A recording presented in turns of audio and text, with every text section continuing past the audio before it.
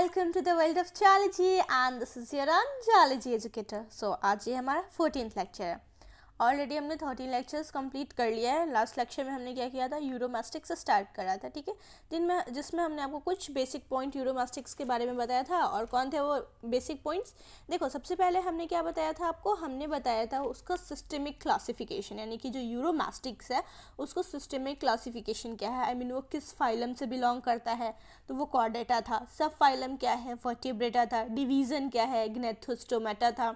Super class क्या है, तो टेट्रापोडा था. क्लास क्या है, रेप्टिलिया. सब क्लास क्या है, डाइप्सीडा. देन बात करें तो सुपर ऑर्डर क्या है, तो लेपिडोशोरिया. देन ऑर्डर की बात करें तो एस्क्वामाटा. सब ऑर्डर की बात करें तो लैसटिलिया. फैमिली की बात करें तो एगामेडी. देन जीनस की बात करें यूरोमैस्टिक्स, और जो स्पीशीज़ हम लोग पढ़ रहे थे दैट इज़ हैडविकी. ये सबसे पहले हमने आपको बताया था. इसको हम ये भी बोले थे कि इसको अच्छे से रट्टा मार लेना, 3-4 बार लिख लेना, याद हो जाएगा, कुछ नहीं है इसमें, ठीक है. नेक्स्ट बात करते हैं तो हमने इसके हैबिट की बात करा था, ठीक है. देन इसके हैबिटेट का बात किया था. देन इसके हैबिट्स का भी बात किया था. हैबिट्स में हमने क्या क्या देखा था, पहले बता दो हैबिटेट में क्या देखा था. हैबिटेट में हमने देखा था कि ये सैंडी एरियाज़ में रहता है, यानी कि जो येलो सॉइल वाले एरियाज़ होते हैं वहाँ पे ये रहना ज़्यादा प्रेफर करता है, जिसके कारण इसको हम सैंड लिजार्ड भी बोलते हैं. फिर हमने क्या देखा था, हमने हैबिट्स के बारे में देखा था. हैबिट्स में हमने देखा था सबसे पहले इसके नेचर के बारे में देखा था. नेचर में हमने क्या देखा था, नेचर में हमने देखा था कि यूरोमैस्टिक्स पर एक timid, gentle, non aggressive lizard होता है, यानी कि अगर तुम इसका कुछ नहीं बिगाड़ोगे ना तो ये कुछ नहीं करेगा तुमको, कुछ नहीं. लेकिन हाँ, अब परेशान करोगे भाई तो अपने डिफेंस में कुछ ना कुछ तो करेगा ही. और ये डिफेंस में भी क्या करता है, अपना जो स्पाइनी टेल्ड होता है उसको एग्रेसिवली मूव करता है, ठीक है, ताकि जो भी इसके प्रेडेटर्स है वो इससे डर के चले जाए, ठीक है, या फिर उनको थोड़ा सा चोट लग जाए. बाकी ये बड़ा ही जेंटल सा लिजार्ड है, ठीक है. इसको कैपेटिविटी में भी ईजिली रखा जा सकता है. यह कैपेटिविटी मतलब कैद में ईजिली रखा जा सकता है, ठीक है. इसका जो मोड ऑफ प्रोग्रेशन क्या होता है, वॉकिंग टाइप होता है. फिर इसके बोरोइंग हैबिटेट के बारे में भी हमने आपको बताया था, ठीक है. बोरोइंग हैबिटेट में हमने आपको क्या बताया था, बोरोइंग हैबिटेट में हमने आपको बताया था कि जो इसके पावरफुल क्लॉज होते हैं उसकी मदद से ये बोरोज, यानी कि वो अपना बोरो बनाता है जिसमें ये रहता है, ठीक है, ग्राउंड के अंदर बनाता है. बोरो का जो साइज़ होता है उससे हम ये पता कर सकते हैं कि जो लिजार्ड है इसका बॉडी का एक्चुअल साइज़ क्या है.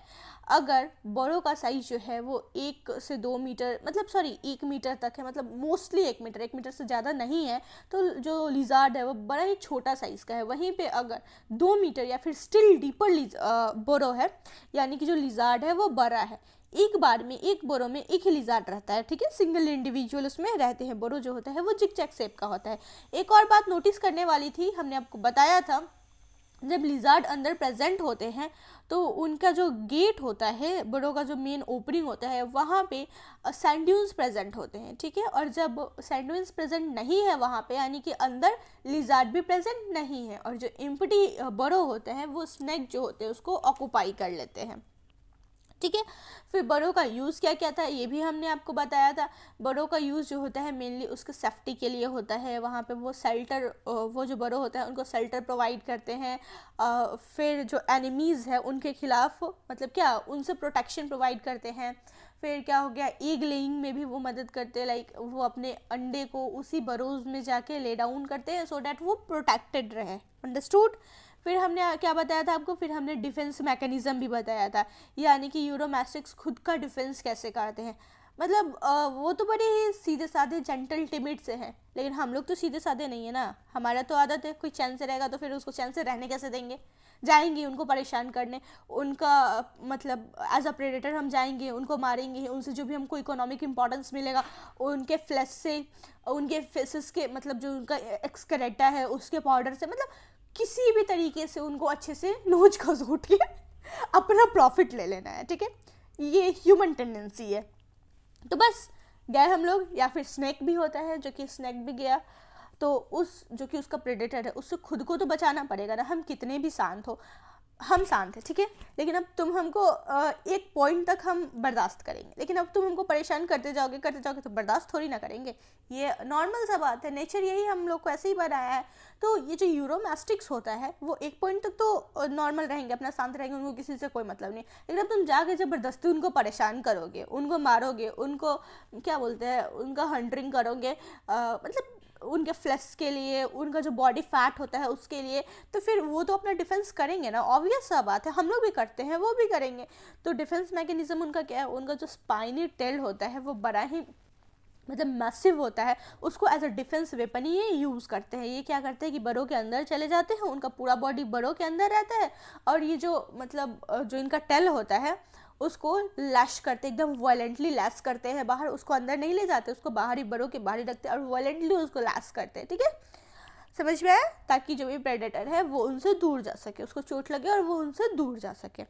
आई hope it's clear to you. Last lecture में हमने आपको यही तक बताया था, एकदम प्रॉपर रिवीजन करवा दिए, कोई दिक्कत नहीं हुआ। जो लास्ट लेक्चर नहीं भी देखा होगा वो अभी तक अगर सुन लिया होगा बात को ध्यान से तो उसको सारा कंसेप्ट समझ में आ गया होगा। आज हम लोग क्या देखने वाले हैं? आज हम लोग देखने वाले हैं फीडिंग हैबिट देखने वाले हैं, हम लोग इसका हाइबरनेशन प्रोसेस को देखने वाले हैं, इसका ब्रीडिंग प्रोसेस देखने वाले हैं, और कुछ इसका इकोनॉमिक इंपॉर्टेंस है वो आज हम कंप्लीट करेंगे। ठीक है, और नेक्स्ट लेक्चर से फिर इसका हम एक्सटर्नल फीचर की तरफ आगे बढ़ेंगे, धीरे धीरे हम इसको कंप्लीट करेंगे। तो आज चलो without wasting much time start our lecture. वैसे हम लोग टाइम वेस्ट नहीं कर रहे थे, हम आपको पीछे वाला रिवीजन करवा रहे थे। ठीक है, वैसे नेक्स्ट क्लास से आप लोग पीछे वाला रिवीजन करके आइएगा ताकि थोड़ा ज़्यादा अच्छे से समझ में आए। ओके, चलो आ जाते हैं फीडिंग हैबिट पे आते हैं हम। चलो let me select a pen. Uromastix is chiefly herbivorous and feeds on grass, flowers, fruits and succulent leaves of wild shrubs and trees. यानी कि जो यूरोमास्टिक्स होते हैं, यूरोमास्टिक्स ये नेचर में हर्बीवोरस होते हैं, यानी कि जो कि फ्लेश ईटर नहीं होते हैं, हर्बीवोरस होते हैं, यानी कि घास वास खाने वाले होते हैं। ठीक है,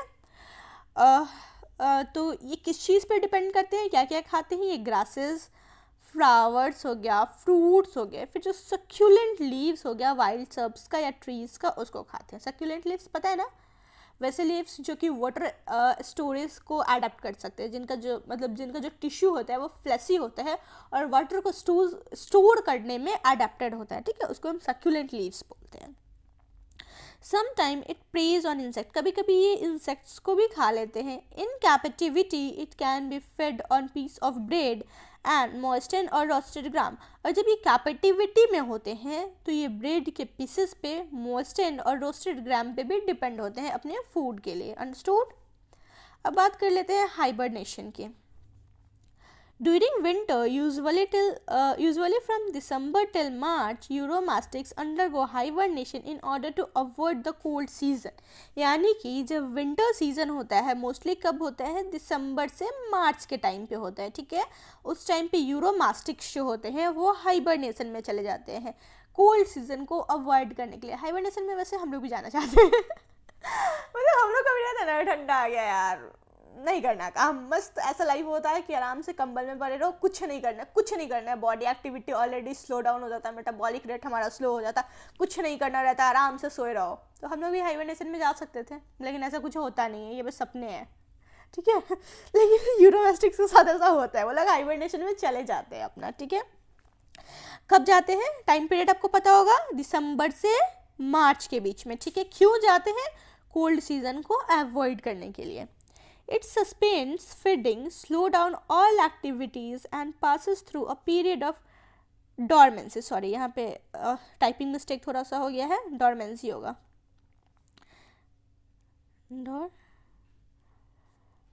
dormancy, okay? dormancy होगा। ठीक है, यहाँ पे डेमोक्रेसी गलती से लिखा गया है, इट्स अ टाइपिंग मिस्टेक। देखो डेमोक्रेसी का यहाँ कोई सेंस नहीं है। ठीक है, डॉर्मेंसी होगा, लेकिन यहाँ पे थोड़ा सा टाइपिंग मिस्टेक हो गया है, इसको आप ध्यान दे दीजिएगा। ठीक है, इनसाइड इट्स बरो। हाँ, हम लोग कहाँ थे?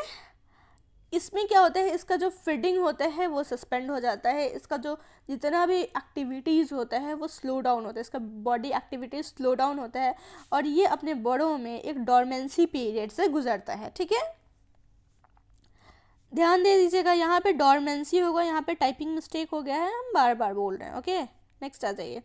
During hibernation the lizard lives on the accumulated fat of the body. यानी कि हाइबरनेशन के टाइम पे जो लिजार्ड होते हैं उनके बॉडी में जो एक्यूमुलेटेड फैट होता है उस पर डिपेंड रहते हैं एनर्जी के लिए। वैसे उस टाइम उनको बहुत कम ही एनर्जी का ज़रूरत होता है, लेकिन जो भी एनर्जी होता है उनके बॉडी के एक्यूमुलेटेड फैट से उनको मिल जाता है। ठीक है, When the lizard comes out of hibernation in early spring, it appears quite lean and emaciated due to the complete utilization of body fat. जब हाइबरनेशन से अर्ली स्प्रिंग के टाइम पे, यानी कि जो वसंत ऋतु को एकदम स्टार्टिंग होता है ना, उस टाइम पे एकदम सुहाना सा मौसम होता है, उस टाइम पे जब यूरोमास्टिक्स अपने हाइबरनेशन से बाहर आते हैं, उस टाइम पे वो एकदम ही लीन आते हैं, यानी कि एकदम पतले हो जाते हैं, दुबले पतले हो जाते हैं, एकदम वीक हो जाते हैं, दुबला, एकदम दुर्बल हो जाता, एकदम परफेक्ट हिंदी बोल दो तो ठीक है, एकदम थिन और वीक हो जाते हैं, ठीक है। क्यों? क्योंकि उनका जो भी बॉडी फैट है वो तो हाइबरनेशन के टाइम पीरियड पे ये अपना ऑलरेडी यूटिलाइज कर चुके हैं, इसलिए ये लीन एंड वीक हो जाते हैं। अंडरस्टूड? चलो अब आ जाते हैं, देख लेते हैं हम इसका breeding. The breeding season of Uromastyx begins in March and April in northern India. यानी कि जो ब्रीडिंग सीजन होता है यूरोमास्टिक्स का वो नॉर्दर्न इंडिया में मार्च और अप्रैल में स्टार्ट हो जाता है। इस टाइम पीरियड पे क्या होता है, जो मेल होते हैं वो एजाइल और एग्रेसिव हो जाते हैं and resort to fighting for females, यानी कि वो दूसरे मेल से लड़ाई करने लगते हैं फीमेल के लिए, यानी कि फीमेल के साथ वो मेटिंग करने के लिए दूसरे जो भी मेल यूरोमास्टिक्स होते हैं उससे वो लड़ाई करने लगते हैं, और इस टाइम पीरियड पे वो बहुत ही एजाइल और एग्रेसिव होते हैं just for females. Understood? Courtship precede copulation, which take place generally between 10 a.m. to 3 p.m. on a clear warm sunny day. जो courtship होता है, अब पूछो कि courtship क्या होता है। देखो, एनिमल बिहेवियर में ये मोस्टली पढ़ना होता है हम लोगों को। ये एक एनिमल बिहेवियर होता है courtship, जिसमें डिफरेंट इंडिविजुअल जो होता है ठीक है, जो कि इंडिविजुअल यानी कि जो अपोजिट सेक्स के लोग होते हैं वो एक दूसरे की तरफ अट्रैक्ट होते हैं, वो एनिमल्स एक दूसरे की तरफ अट्रैक्ट होते हैं और उनमें मेटिंग होता है, eventually they leads to reproduction. समझ में आया? तो ये जो कॉर्टशिप होता है इसके मतलब इसके कारण कॉपुलेशन होता है, और ये कॉपुलेशन का टाइमिंग क्या होता है, ये मोस्टली वार्म सनी डेज में होता है, एकदम क्लियर वार्म सनी डेज में, जो कि टाइमिंग है इसका 10 AM to 3 PM के टाइम पे मोस्टली इनका कॉपुलेशन देखने को मिलता है। During mating the male everts both its hemipenis, one of which is inserted into the cloaca of the female to discharge the spermatic fluid. यानी कि मीटिंग के टाइम पे जो मेल होते हैं वो अपना दोनों हेमीपेनिस निकाल लेते हैं, ठीक है, और उसमें से एक हेमीपेनिस जो होता है वो फीमेल के क्लोआका में वो इंसर्ट करते हैं और स्पर्मेटिक फ्लूइड को उसमें डिस्चार्ज कर देते हैं। फर्टिलाइजेशन इंटरनल होता है। लिजार्ड जो होते हैं वो ओविपेरस होते हैं। ओविपेरस होने का मतलब वो एग ले डाउन करते हैं। अंडरस्टूड? जो फीमेल लिजार्ड होती है वो 10 to 15 सेल्ड एग जो होती है वो ले डाउन करती है अपने बरों में। कब? लेट अप्रैल और अर्ली मई के टाइम पे। जो कॉपुलेशन का पीरियड यानी कि ब्रीडिंग सीजन क्या है, मार्च अप्रैल का टाइम है, और ये जो क्या बोलते हैं एग ले डाउन का पीरियड क्या है, ये लेट अप्रैल से अर्ली मई का पीरियड है।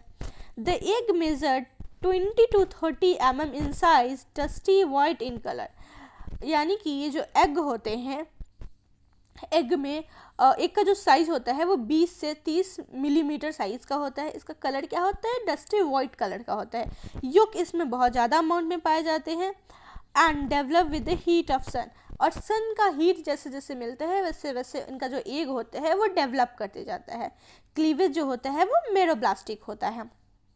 अब पूछोगे मेरोब्लास्टिक क्लीवेज क्या होता है? देखो, मेरोब्लास्टिक क्लीवेज जो होता है ना वो वैसे एग्स में होता है जिनमें योग का अमाउंट बहुत ज़्यादा प्रेजेंट होता है, ठीक है। ये एक इनकम्प्लीट डिवीजन होता है या फिर ये बोलो पार्शियल क्लीवेज होता है। Understood? The newly has the egg young resembles the parents, यानी कि जो न्यूली हैज्ड एग होगा, अब जो नया नया बच्चा जन्म लेगा एग से हैच आउट करके, वो अपने पेरेंट्स को रिजेंबल करेगा, ठीक है, पेरेंट्स की तरह वो दिखने में होगा। ओके, अब बात कर लेते हैं यूरोमास्टिक्स की कुछ इकोनॉमिक इंपॉर्टेंस का। सुनो, the flesh of Uromastix particularly the tail muscle is eaten by some tribal people and considered a delicacy. यानी कि जो फ्लेश होता है, जो टेल मसल होता है यूरोमास्टिक्स का, वो कुछ ट्राइबल पीपल के द्वारा खाया जाता है।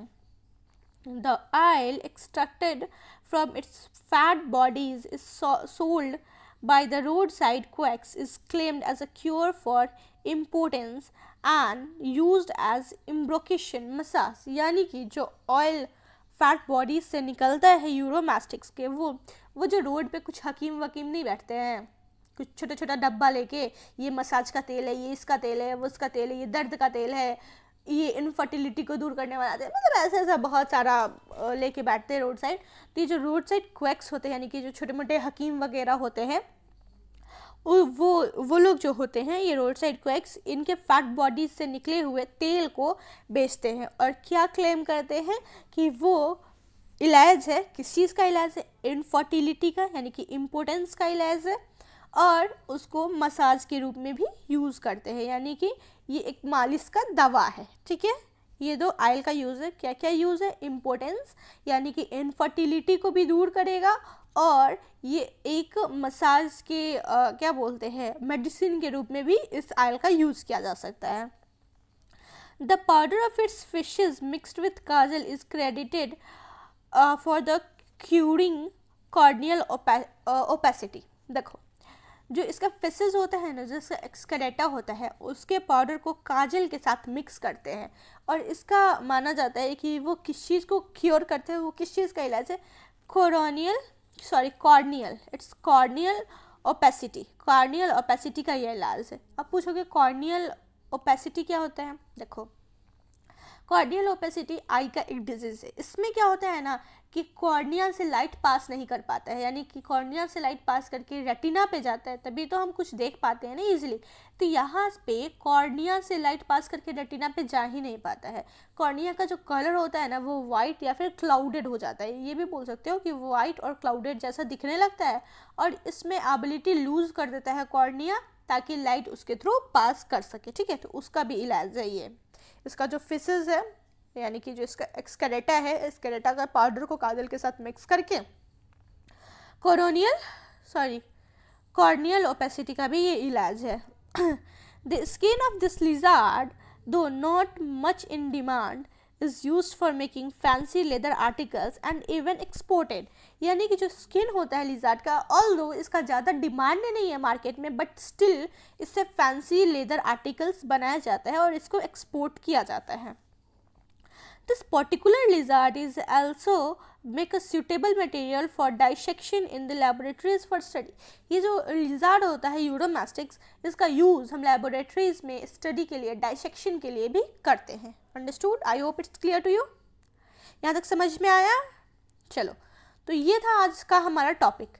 अब नेक्स्ट टॉपिक में हम लोग क्या देखने वाले हैं? नेक्स्ट टॉपिक में हम लोग इसका एक्सटर्नल फीचर्स वगैरह देखने वाले हैं, यानी कि इनका जो बॉडी साइज होता है वो कैसा होता है, बॉडी का डिवीज़न क्या क्या है, हेड है, नेक है, ट्रंक है, इन सब के बारे में, टेल है, इन सब के बारे में देखेंगे। फिर अपेंडिसेस के बारे में देखेंगे, आफ्टर दैट फोर लिम्स वगैरह, इन सब के बारे में हम देखेंगे नेक्स्ट लेक्चर में। आज के लिए फिर हम इतना ही रहने देते हैं। ठीक है, आई होप ये लेक्चर आपको समझ में आया होगा। ठीक है, thank you so much, bye bye, take care, अपना ध्यान रखिए, पढ़ाई करते रहिए। Okay, bye bye.